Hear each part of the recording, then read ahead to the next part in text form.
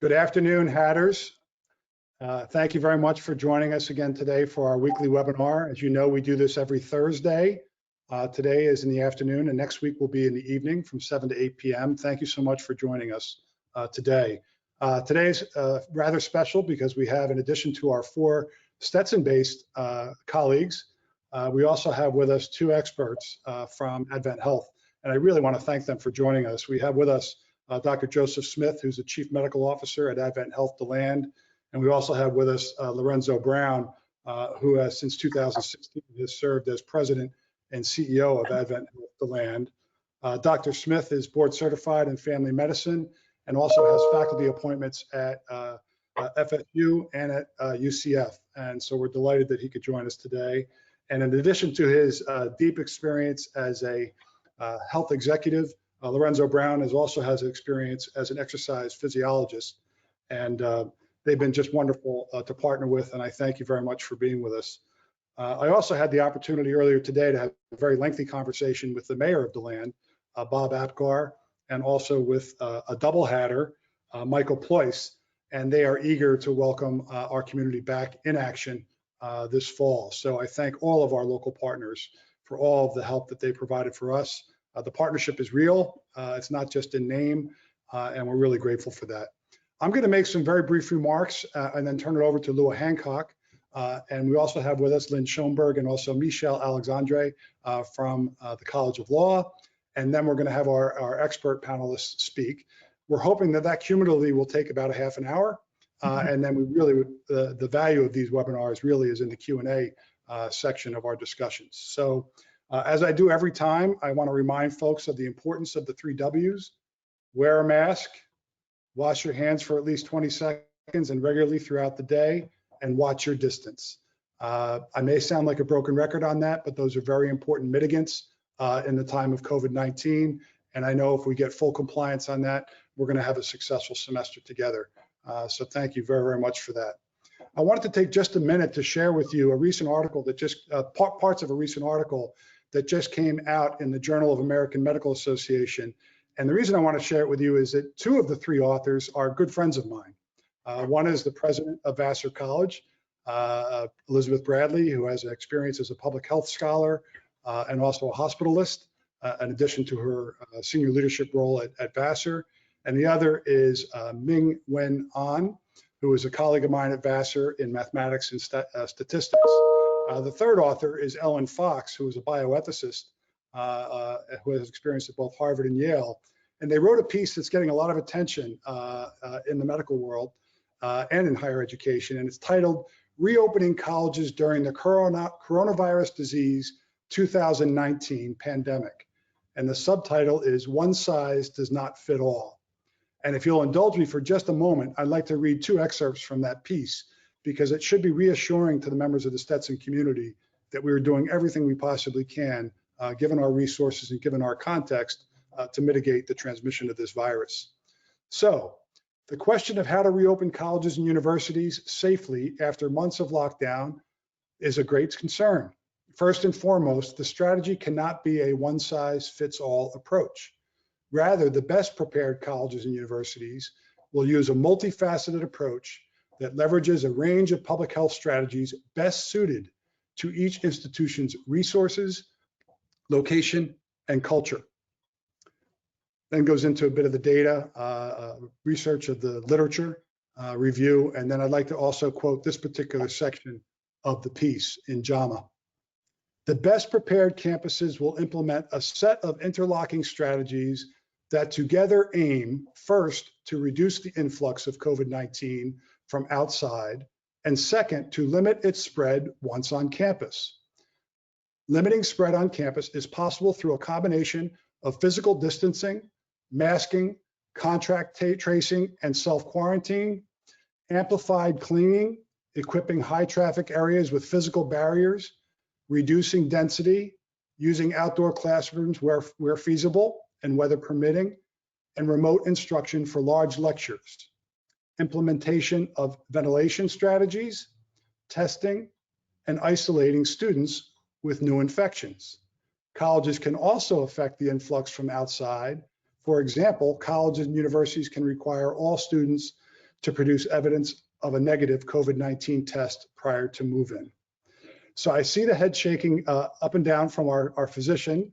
Those are good strategies, and we have adopted those strategies at Stetson, and we are doing it to the best of our ability. And I am so incredibly proud of our community for all the hard work that's taken place over the last many, many months to give us the best shot at a successful semester moving forward. I also want to be transparent. We will have an infection or more on our campus, and we're going to be judged on how best we manage that infection once it does occur on campus. And I'm thrilled to report that we have wonderful partners in our local health providers to help us navigate this very complex terrain. It is indeed a once in a century set of challenges, but Stetson, as we always do, will meet those challenges with wisdom, with collective wisdom, and with caring for others. And I would be remiss if I didn't emphasize our important themes moving forward: kindness, empathy, and agency. Those are really important themes as we move forward together. That's enough from your president. There's people that are more expert than I am on this call. So I'd like to turn, if I could now, to Dr. Hancock. I'm just going to make a few brief comments to Dr. Roellke's comment. Every one of those things he mentioned in the last part of that article, we are doing. And we've pivoted on some big things the past month as the cases in Florida increase. For example, going to single occupancy residency in the residence halls. That was a lot of work and a lot of pain on some of the students in the community, but we felt like it was the safest measure given the current circumstances. And shout out to the housing staff who has made that happen. And then secondly, also, we pivoted to where students don't test when they come to campus, they test before they come to campus, to your point. A few of them can't do that, they can't get tests in their area, so we've worked out rapid testing for them at check-in when they come to campus, and wonderful work by Lynn and our Advent Health partners in making this able to happen. But we've already had some students tell us that they're positive who are now not coming to campus because they are positive and they're gonna stay home until they're no longer contagion for the campus. So like Dr. Roellke said, we're confident, we're not cocky, but we've done all of the things that you're supposed to do, and we've done them in spades. Every day now, Lynn, myself are getting emails from many of our colleagues at prestigious institutions saying, can you send us your plans? What are you doing about this? What are you doing about that? We are in an excellent place as far as planning, and we're at the point where, especially some of the Safer Stetson task force work is being emulated by other schools if they have the time to do it. We've been working on this since April. So the hard work is paying off. I will tell you that it will take all of us and all of our individual behavior to keep our campus safe. And we are about 36 hours from first year student check-in. So be patient with the staff, please, because they are right now, they are in go mode. They are keeping their eye on the prize. The students are excited to either start with us online or in person for orientation. So that's going to be happening on Saturday morning. So ready or not, here they come. And I think we are very, very ready. So I'm excited about that. Thank you, Dr. Hancock. Can we now turn to Lynn? Yes, hello everyone. Lynn Schoenberg, Dean of Students and co-chair of the Safer Stetson Task Force. And to Louis' point, the Commons, there's voices coming from the Commons and the Cub today. It's so lovely to hear the voices of our student leaders that are back on campus with us, and can't wait to welcome more of them. So I'm going to talk about two things that we've been getting a lot of questions about, and so that's our Everbridge program and our testing program. So Everbridge is our app that we're using for wellness check-ins and also for tracing support. You can download the app right now. The instructions have been sent out in the Wednesday weekly emails that are going out to campus. You will be asked to participate in a daily wellness check where you answer some questions about what your wellness is looking like in that exact moment. And then you'll get a green screen if you are Hatter green, good to go, and a red screen if we actually need you to not come to campus or stay in your residence hall and talk to our folks at Health Service. Also, students will be able to view the video that we've prepared. There's students and staff in that video for repopulation. And there's also a great tracing feature, which allows us to trace back contacts if someone reports in the app that they are COVID positive. And this is really going to complement the tracing that we already have in place, the great work that Stetson Health Service, as well as some other colleagues that we brought in to help across the community with tracing. It's going to help support and augment that work in ways that we're really, really excited about. I'll also say we know that there's been some feedback in the last 24, 48 hours regarding the app, and we appreciate the feedback because it lets us figure out what we need to do better. So we're going to keep making those tweaks, including getting a customer service sort of support email and phone number in place. So please connect with the app if you haven't already. And then the second thing I want to talk about is testing. So our testing program, we plan for it to be comprehensive and all year. We plan to have a testing program in place through the length of this pandemic. We've been focusing a lot on re-entry and the students coming back and what that testing looks like, but we are absolutely going to continue with testing programs, and we're using multiple partners to do that work. And we really like that that concept because it allows us to have more options. It allows us to tailor testing to different groups and our different campuses. And it also helps control some of the nationwide concern, right, about supply chain concerns. So we're continuing to move forward with multiple partners for that testing. We understand that there was some disappointment in the result turnaround time in the last testing that we did both at Law and at Gulfport. We share that concern absolutely with you. We want you to know that that partner that was helping us with that testing, they were also concerned about that time turnaround, and they actually changed their lab because of that concern. And so they are promising a faster turnaround now. Regardless, that information is still really helpful to us as a community because it helps us understand where we were at that point in time. And that's all it is a snapshot in time, right? That's all we can get with testing. And I want to, asterisk that we did it in July, right? So that's not our normal population, a very different population. But breaking news, as of 11 o'clock today, we actually have more results back that I'm able to share. So the Law results we already had, so a great pilot over there for their population, 99 tested. We had 2 positives. They're both doing well. So it's a 2% rate over at the law school for their pilot. And then the breaking news, the DeLand pilot, we now have 87% of our results in. So not 100% yet, but 87%.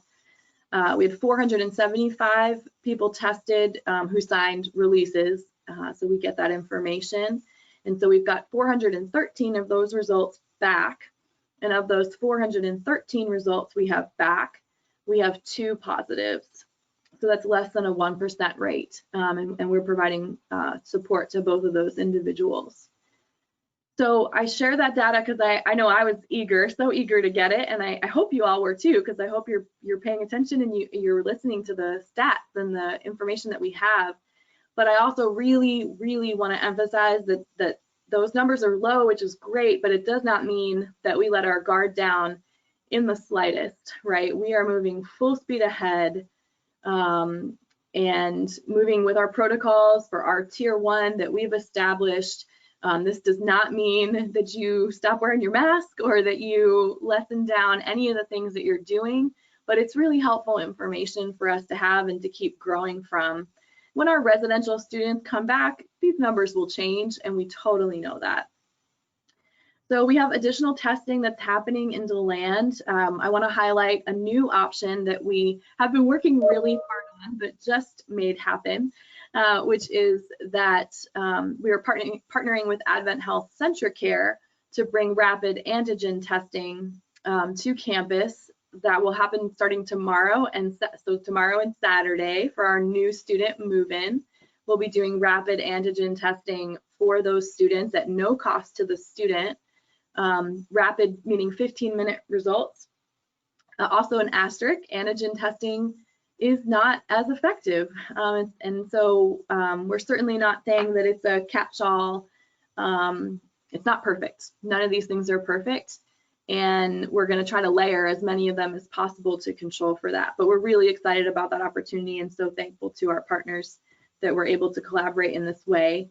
The law campus is working on a couple of different options, including a Centra Care option and one other local option, so they can continue their testing.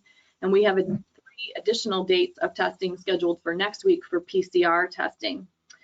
Professor Danielle Devone on our task force is actually coming up with a plan right now for what it looks like to continue testing throughout the semester. What are our pockets of campus that need it at a different level? How can we address those needs? What is that going to look like? So we're really thankful for her work there. And our student testing verification program that Lua mentioned has already kept 20 students from coming to campus that had positive results, but were asymptomatic and didn't otherwise know that. And we anticipate that number will continue to go up. So I know it's a lot, but I also know you all had a lot of questions about those things, and we're trying to be as transparent and communicative about them as possible. Thank you. Lynn, thank you so very much. And I'm delighted that on our call today is Dean Michelle Alexandre, who has been an extraordinary partner in our operations team because we do want to create one Stetson, even though we have some geographic differences. So Dean Alexandre, thank you for being here. And thank you, everyone. It's a pleasure to be here, to be talking to our whole community. It's been so long since I've been in DeLand, so I really miss traveling.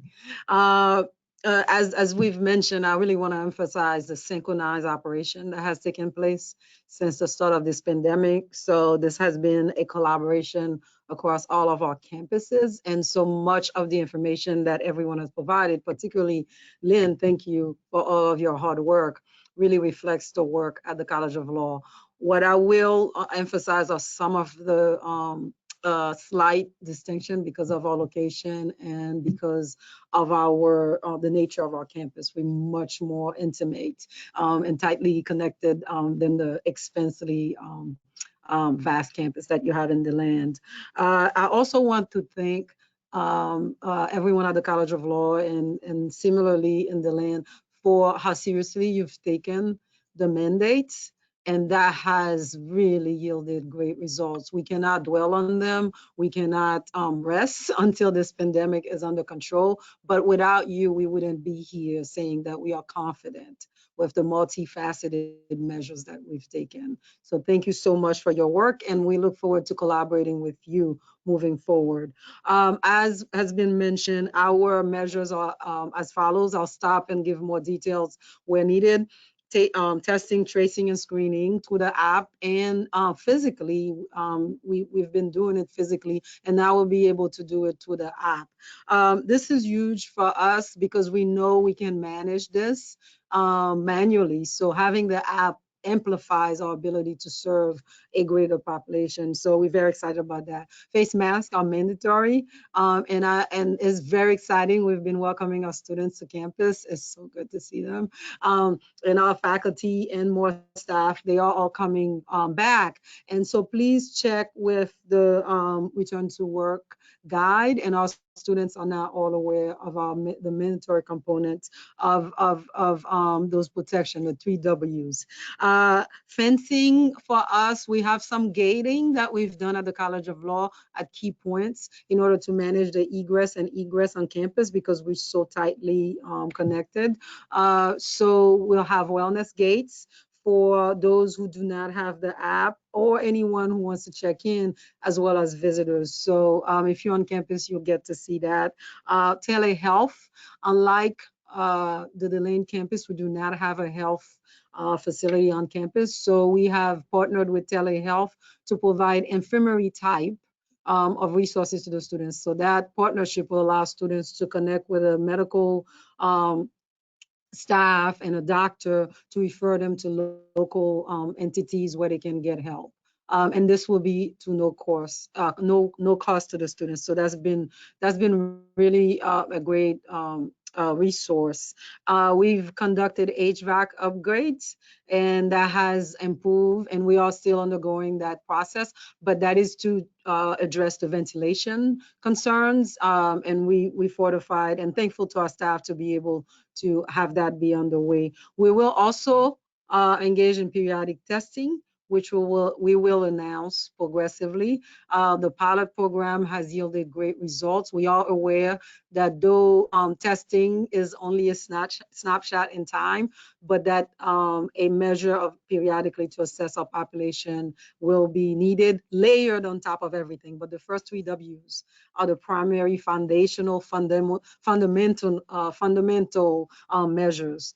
And we have, as you have as well, modified our classroom and schedule spacing between the classes to allow cleaning. We have not only self-cleaning, but a very rigorous cleaning regimen, and we're allowing 30 minutes between classes. In terms of our students coming back, we, like you, have constructed a early arrival. So our students are on campus and we're engaging in orientation starting tomorrow. And our classes will start a week earlier, like you, and our students will go before Thanksgiving, go back home before Thanksgiving. Our classes will be remote and in person, with our first year cohorts being very heavily in person. We will have asynchronous and synchronous options for these remote or hybrid classes. Additionally, we have a mobile app that we have launched that will allow students to engage with their curriculum, academics, faculty, and staff, and participate in events. I'll stop there, and I welcome your questions. Michelle, thank you so very much. And you might be interested to know, the audience might be interested to know that all of the aforementioned investments that we've made to prepare for this coming semester total roughly $1.3 million. And we also have an additional reserve as we need to make adjustments as we move forward. So in addition to acknowledging all the incredibly Stetson-based staff and faculty and others that have worked so diligently, I also need to acknowledge the Board of Trustees who have, in their infinite wisdom, also provided us with the resources necessary to have a good, strong approach moving forward, and we're grateful for that. So thank you. I'd love to now turn to our very valued guests that are with us. Can I turn please to Lorenzo Brown, again, who served since 2016 as President and CEO of Advent Health DeLand. Regretfully, for technological reasons, his face is not visible to you, but his voice is. Thank you. Thank you, Lorenzo. My pleasure, my pleasure. Thank you all for allowing us to be a part of this panel. Again, it's our pleasure to share with you what we have done and what we are doing in response to the latest healthcare crisis. And as mentioned, I apologize that my webcam is not able to come on, but hope my voice won't put you to sleep here over the next few minutes.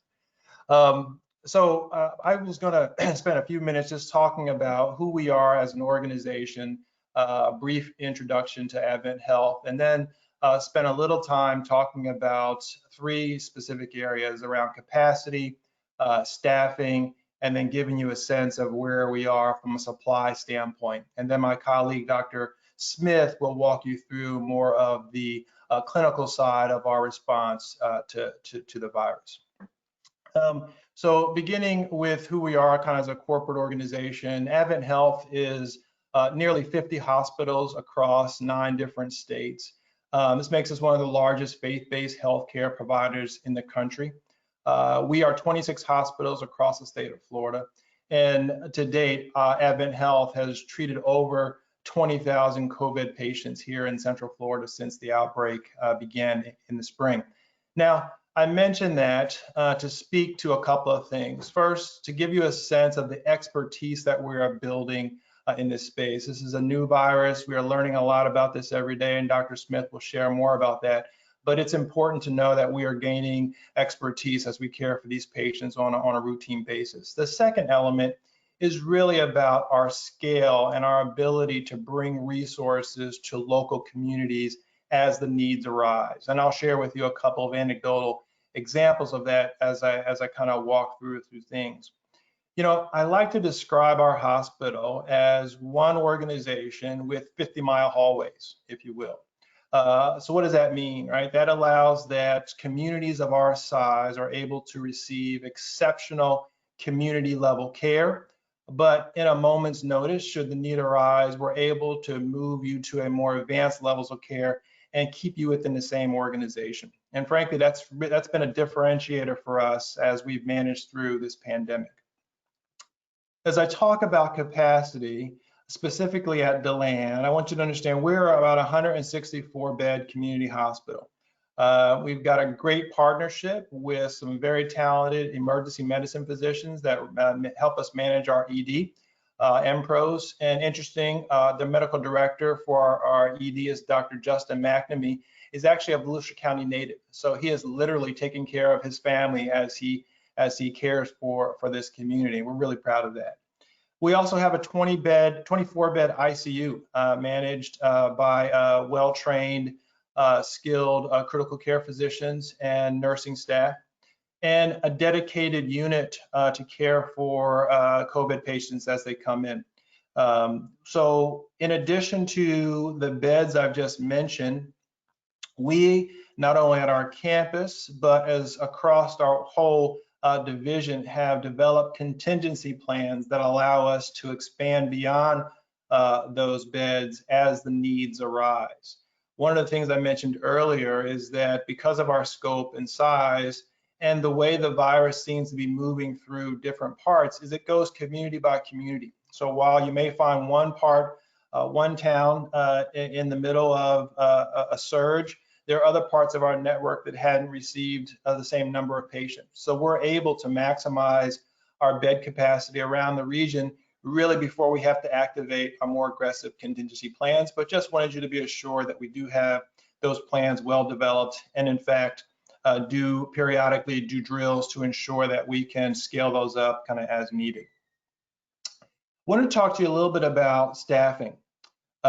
Staffing is one of the areas that we made an early commitment to ensure that we would not furlough any of our staff members, recognizing that when most of the country had to pause a lot of our elective procedures, we decided to redeploy our staff members so that in the event we needed them to get back in, we could redeploy them quickly. That strategy has paid off as we've seen a bit of a surge here over the last, the end part of the summer.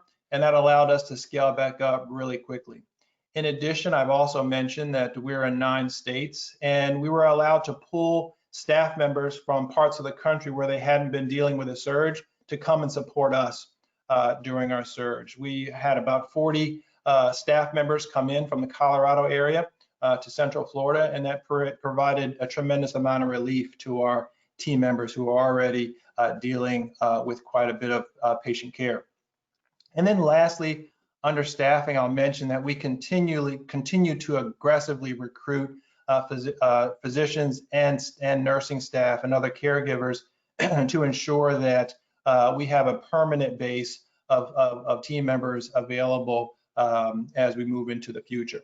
So I feel really confident about our staffing plans and what we've done so far to respond. And then lastly, really the question of supplies is something that's kind of been on the minds and on the headlines of how are you doing with PPE, personal protective equipment, and how are you doing with ventilators? We have, and I can't find the accurate way to describe this, but literally scoured the globe to find the enough and adequate PPE for our team members and patients. We've made significant investments into PPE and have even developed new supply chain partnerships that allow us to go direct to supplier to help us ensure that we have adequate supply to meet the needs currently as well as into the future. I feel confident that we have not had an issue with PPE. In fact, we have added enough ventilators to our inventory that we were able to send a shipment of 50 to Chicago when they were in the middle of their surge. Have since received those back as ours came on a little later, but that just speaks to the level of preparedness we are in our local organization to be able to really spread our resources out kind of as the community needs them. You know, I just want to end with this, and I'll hand it over to Joe, Dr. Smith, to kind of walk you through the clinical side. Advent Health has been in Central Florida for over 100 years. Advent Health DeLand has been serving in this community coming on 20 years. I have staff that have attended Stetson University. I have physicians whose children attend or are attending now. So this is our community, and Stetson is our university. So should the need arise, I just want you to feel confident that we are committed to caring for Stetson like they're part of the DeLand family. We value this partnership, and it means a lot to us that you've included us today in this discussion. So with that, I'll turn it over to Dr. Smith, if you don't mind. Lorenzo, thank you so very much for your remarks. Super, super helpful. And please know that that's a two-way street. We feel so strongly about the community partnerships we have, but that's a very generous set of statements you made, and I thank you for that. Dr. Smith, Chief Medical Officer, Advent Health DeLand. Thank you for being here. Thank you for having me. I just want to reiterate how friendly and warm this relationship really is, and again, it's been a pleasure working with you through a very difficult time to find some solutions that I think are really the best for everybody. I'll start with some spoilers, okay? There is no zero risk solution to back to work and back to school, okay? So, I've been asked a lot of questions about, should we do it or should we not do it? And I think that in the end, my personal opinion is we should get back to work, we should get back to school, but we need to do that safely, and we need to do that in a smart way. And I'm very pleased with everything I've seen. Stetson has shared with us your back to work plan, your back to school plan. I've had a chance to review even your sports plans, and you guys have really taken all the learnings that I think were spurned out of the healthcare world because we couldn't shut down in the initial phases of this, and we've gotten pretty good at social distancing and making sure that we have done everything we can to mitigate those risks. Another spoiler is there is no silver bullet. Okay, so there's no magic wand that we have found yet that cures this disease, and there's no hall pass either. There's no group of people that is not affected by this. I get a lot of almost leading questions out in the community about, for me, I don't really need to worry, and you do. This is everybody's problem, and it's everybody's challenge to fix.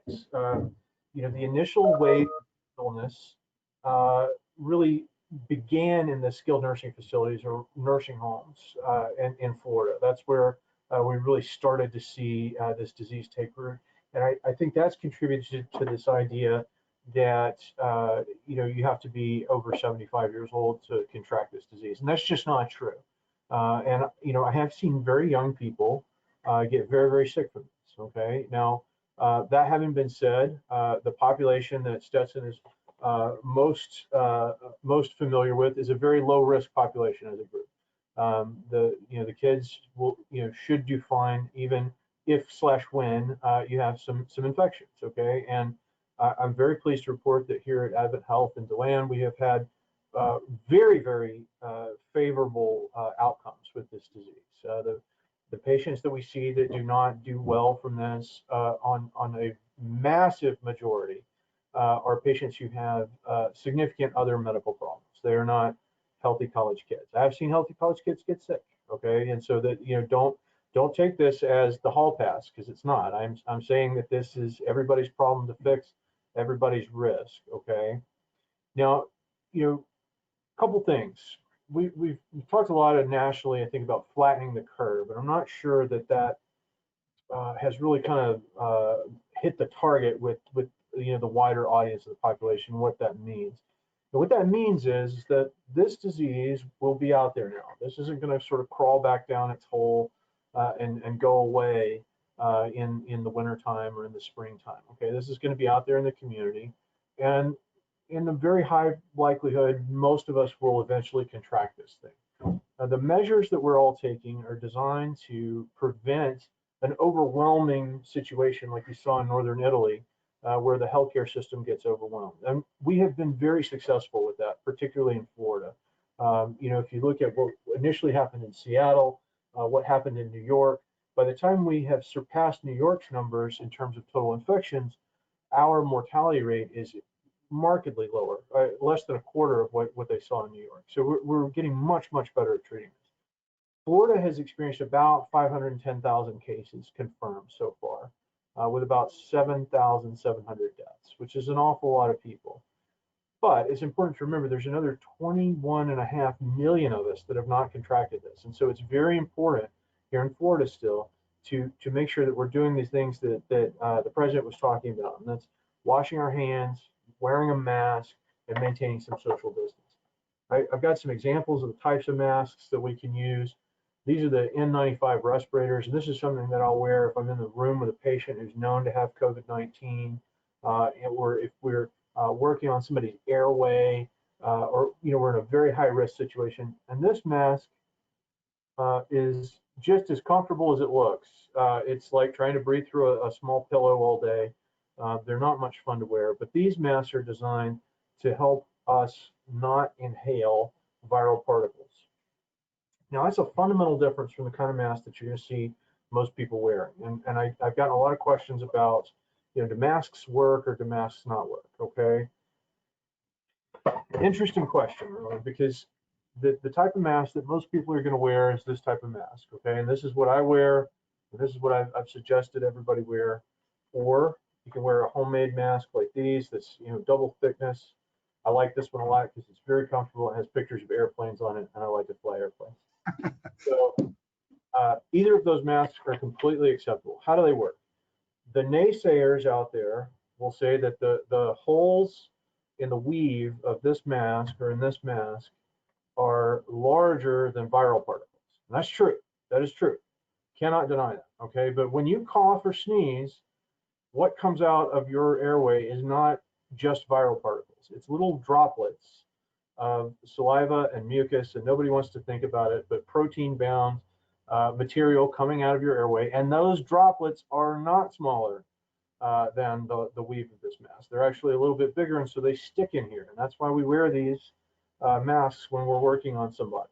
And so what do these masks do? These masks do not necessarily prevent you from inhaling viral particles. What they do is when you invariably cough or sneeze or sing or shout or yell or laugh, what they're going to do is they're going to help keep those viral particles right there on your face. It's almost as though you would cover your mouth when you cough, which is now considered dirty. You're supposed to cough into your elbow. But that's really the effect of this. And the reason that's important, guys, is because everybody has to wear them for this to work. If everybody out there is wearing this, then all those particles just sort of stay on my face if I'm spreading them, or they don't really go anywhere, and I'm not coughing on a shopping cart handle or on a book in the library or on a doorknob or a computer keyboard or something that somebody else is going to come by and then touch their face. And that's how you're going to get sick. So if we're all wearing masks, it can absolutely reduce the transmission rate, and I'm very, very pleased to see Stetson doing that. Volusia County has seen about 7,400 cases. Hillsborough about 31,400, which is actually a bit of a hot spot in Hillsborough, and then Pinellas about 17,200. The median age that we're seeing now is a younger group. It's about 40 to 42 years old, which is actually the same median age for the state of Florida. So again, that reiterates this is everybody's problem.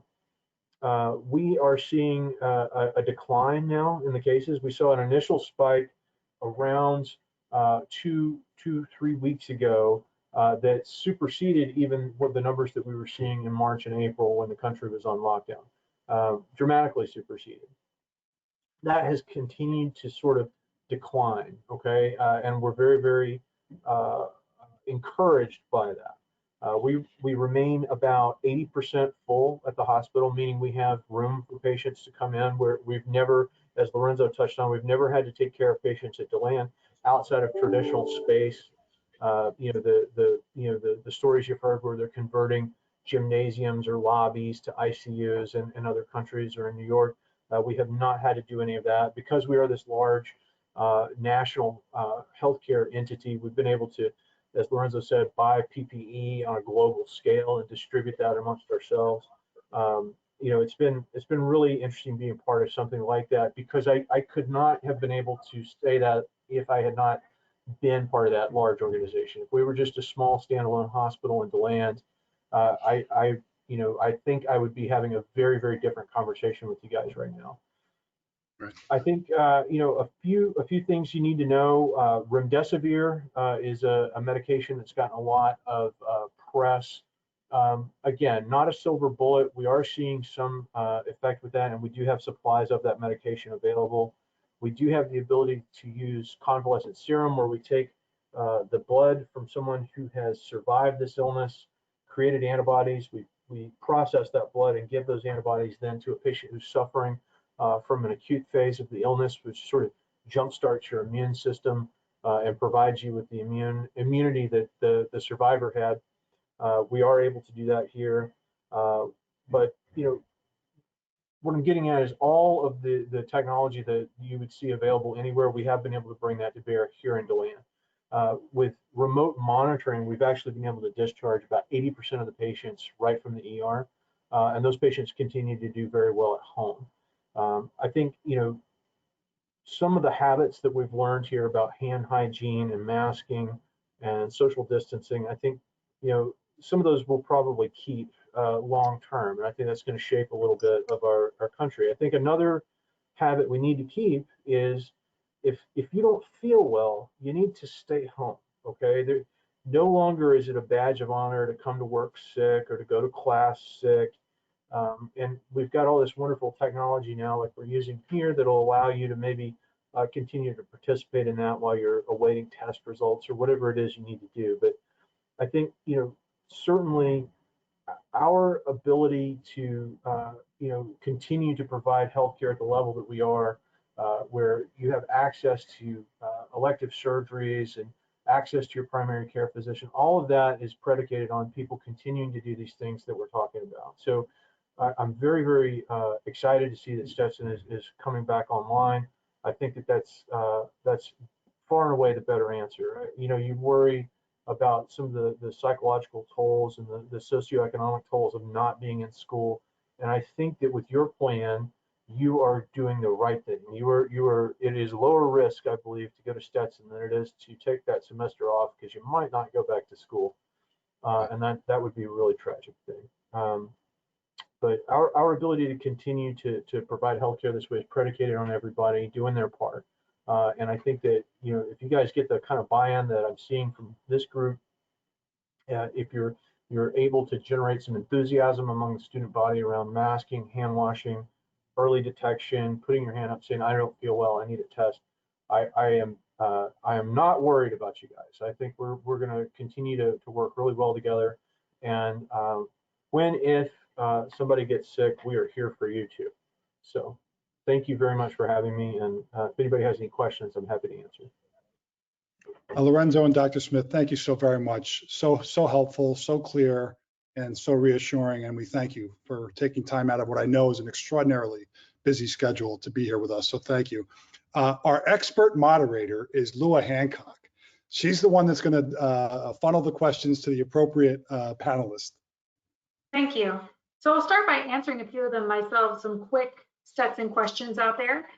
One of them is from a parent concerned about the local bars. Bars are still closed. Bars that serve food to a certain level are open, so that can look a little confusing. But we also updated the Code of Community Standards so that there is not allowed to have large social gatherings or parties. We've met with club and org presidents, Greek presidents. We've had conversations, and the code has been adjusted on both campuses as well. In addition, the Student Government Association has, in DeLand, has worked with us to write a kind of community agreement. You'll see it all over the place saying, hey, we as a community, these are the things we're going to do. We're going to wear masks. We're going to follow social distancing. So that's huge for us. There's also a question about, and we've had this question a lot, so I want to address it quickly.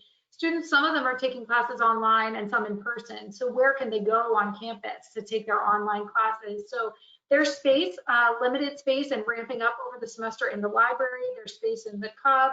There's space in both libraries. There's space in the Gulfport library as well. There's some outdoor spaces, including some tents that have been added in DeLand on the lawn behind the Cub and in the Palm Court and the President's House. So we know that some of you are going to need to have some study space on campus who don't live on campus, and we're ready to accommodate that. So I wanted to ask a question back of Dr. Smith. There was a question, if you could clarify, There's been some debate about your ability to get sick again if you've been sick before. Can you address that? Yeah, so that's a great question. I'll reiterate. Remember when we were calling this the novel coronavirus? So I've got maybe 7 months of data, and so anything I tell you is likely to change in the next JAMA article. But right now, our best minds are saying that you are almost certainly protected for a period of at least a couple of months if you've had this infection. So if you get this, there's some really interesting stuff that happens as long as you're not the patient, right? From an immunological standpoint, and you form what we call antibodies. And antibodies are immune functioning compounds that circulate in your blood. And should those compounds find something that they recognize, they will attach onto it and signal to the body, hey, let's come beat up this virus. Okay, we know this guy, we know how to fight this. In the acute phase, you're going to get what we call an IgM, and that's not terribly important. But then you get something called an IgG response after an infection. And that is the one that lasts for months, months to years. We don't know yet how long it's going to last for this virus, right? Because I don't have 10 years of data because it's a virus that's less than a year old. So our best thinking is you probably have at least 3 or 4 months where you're not going to reinfect with this thing. Interesting though, we have found that some people will continue to shed the virus for months, even though they're not sick. And that is really interesting. They may be shedding dead virus, actually. And so even our ability to test whether or not you necessarily reinfect or if it's a reemergence of an old infection that wasn't quite gone, but was just sort of suppressed, is a little bit difficult. But you almost certainly you're going to have at least 3 or 4 months of protection. Thank you. There was a very specific question, Michelle, regarding whether or not they're cleaning the library on the weekends in Gulfport. There's some concern. I know, listen, the bar takers are a legit stressed out population. So if you could talk a little bit about the cleaning regimen at the College of Law Library. No, I love that. And I love all questions that start there is a rumor.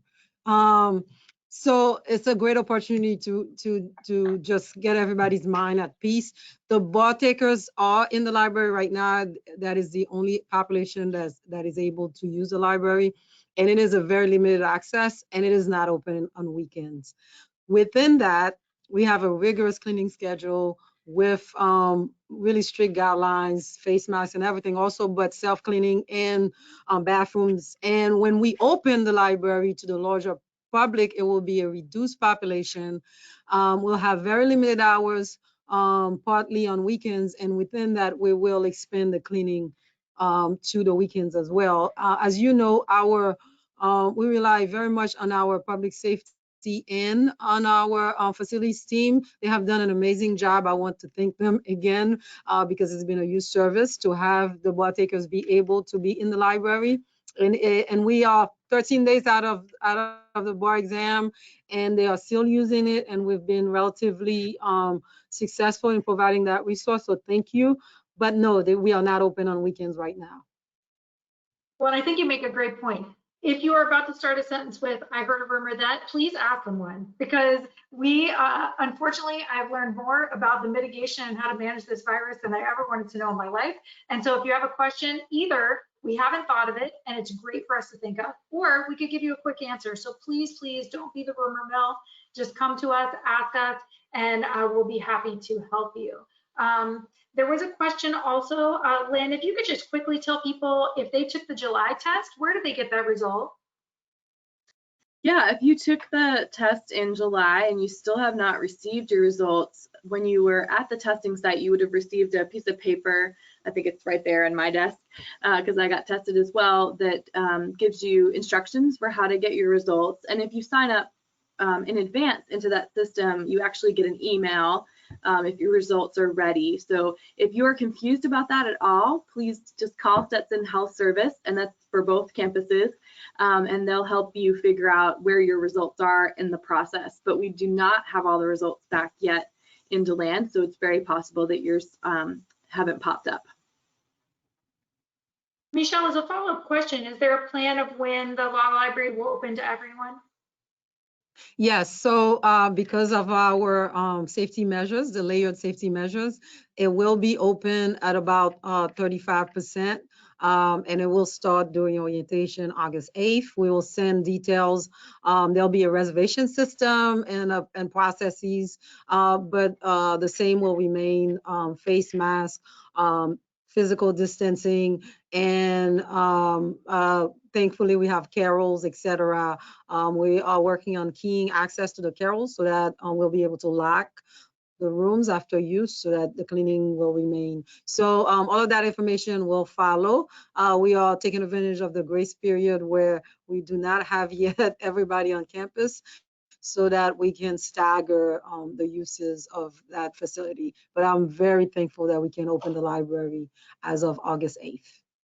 Yes, and it's a very similar schedule in DeLand, and thank you to the library staff who have been working all summer. They've never left, and to Sue Ryan, the dean of the library, and the library staff in Gulfport as well. We know that the library to our students is seen as an essential service, so we have been working very hard to make sure that we can provide that. Similarly, you'll check in limited numbers at the desk, and if we're full, there's outside space as well that we've created. And in DeLand, if you haven't seen the new outdoor space at the library right downstairs, it's gorgeous. I hide there sometimes, but now I feel like people are going to find me. So that's a great place to study. So please feel free. And Lou, I want to mention that Tampa also has the same schedule, because I don't ever want to leave out Tampa. Yes. So just be sure that Tampa will be accessible. Thank you. Lorenzo, there was a question about the infection, and if you don't have the exact numbers, but how's the infection of the hospital staff been? Sorry, say the question again. There was a question regarding the amount or kind of the level of infection that there's been among the hospital staff. Yeah, so good question. For the most part, we've been able to maintain fairly low infection rates. This is a community spread as well, so I think it's important to also note that although you're a caregiver and you are caring for sick patients, you're also subject to being careful out in the community to make sure you're not picking it up outside. Wearing the mask, social distancing, and hand washing is equally important to our caregivers as well as to just the general public. I'll answer one last question, and then I'll throw one more question over to Lynn, and then we'll have to wrap up. But some of you who have sent in questions, we also email you answers. We're happy to email you answers. The question was around the bathrooms. There are some on both campuses that have automatic faucets and some that still have turn-on faucets. They have shut off all of the hand air dryers that would blow air, but you can certainly do what I do, which is if it's the hand, thing, then I wash my hands, get the towel, turn it off, and then open the door. So there have been some adjustments that you'll see. You'll also see lots of great signage when you get back to campus. So it's really clear. Please be patient. It's going to take us a minute to remember. You go in this door, you go out that door, you go up these stairs, you stop right here, you don't sit right next to someone. It's going to take those of us who have been on campus even for a while a minute. I didn't mean to be a rebel, but I left DeLand Hall out the entry yesterday, and I was like, ooh, my bad. So we're all learning. If you could just, Lynn, share quickly, again, there was some question about, and there's some question about if the people who have tested positive are students, faculty, and staff. There is a mixture, and there is a link on the Safer Stetson that will give you some information. So we won't cover that here because we don't have time. But again, it is very transparent to the community. So please feel free. It doesn't have people's names, but it has information there. So please feel free to take a look there. The last question was additional testing. I know that we're still working on a CentraCare potential relationship with Michelle's campus in Gulfport, where you could go to a CentraCare as a Stetson person and take a test for free. So we are working on that actively. But can you just remind people about the upcoming testing options on both campuses? Yeah, so we are still working on what those options are going to look like over at Law, and folks like Jacinda Hudson and Pam Skillerakos and Terry Radwin are working really hard to figure out those details, and I know they will communicate them to the Law folks as soon as possible. Over in DeLand, the 2 rapid antigen testings that are coming up are tomorrow, Friday, and Saturday, and those are prioritized to our first-year students that are moving in, and then will be prioritized next to other residential students. If we have spots available, we will quickly announce them to faculty and staff online. It'll be first come, first serve, because we want to use all the tests that we have available. And then next week, we have 2 days of continued PCR testing, the 12th and the 13th off my head. And you can sign up for those right now. Those already went out on Stetson announced. Those are open to everyone in the community, PCR testing right on campus. And then we have 1 additional day of rapid antigen testing as well next week, which I think is the 12th. And that will be open to all of campus to sign up for on a first come, first served basis once we get closer to next week. And Lynn, I'd like to add that while we're working on securing a structure of testing periodically on campus, our great public safety works in tandem with Pinellas County and Hillsborough EMT. And there are lots of centers that are not overflooded and have options for testing. So we'll keep that communication gate open. We do it in the FAQs, et cetera. So this week we'll give you a rundown and every week until we firm everything up as to where you can go to get testing in our neighboring partners. Thank Thank you. you so much. And I'll just close for me by saying, and then Dr. Roellke can wrap us up, this has been definitely the hardest 6 months of my professional life. I'm sure it has been for many of you as well, including the doctors and the hospital administrators, the faculty, the students, our new students who didn't have graduation, our returning students, our staff. So we all get that. We need to have a lot of grace with each other. I'll also say for me, it's been some of the most rewarding work I've ever done. I've never worked with a team. As you can hear today, this is real. Like this teamwork that has been happening between the faculty, the staff, the hospital leadership. We would not be where we are without the ability for us to work together in the way that we have. It's pretty phenomenal to watch us pivot and be able to accomplish so much in this short period of time. So I'm grateful to this community and to our hospital partners. Thank you so much. Thank you, everyone. Really appreciate this webinar. Obviously, there's always going to be additional questions as we move forward, and we'll try to respond to them as best we can. I did promise the mayor and the city manager that in addition to emphasizing the 3 W's of wearing a mask, washing your hands, and watching your distance, that we are very fortunate to be in DeLand because we were one of the first cities in this region that mandated masks, and that's really wonderful. And also watch crowd size. So I'm adding a 4th W, but I think the first 3 are essential. But please, if you're coming down to downtown DeLand, they're very much eager to have our students come back for all sorts of good reasons.